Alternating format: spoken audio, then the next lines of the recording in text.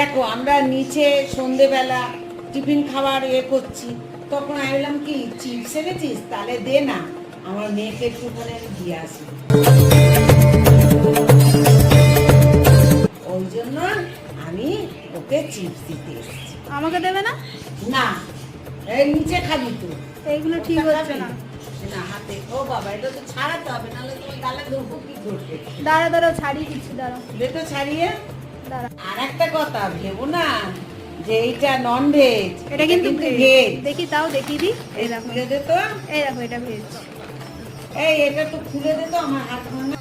এই দেখো আমার মেয়েকে এখন আমি খাইয়ে দেবো। এই খা, হাত ভাঙা তাও সত্যি, খা খাও। কেন তোমার কেমন পারো? জয় মা রক্ষাকালী। জয় মা রক্ষা।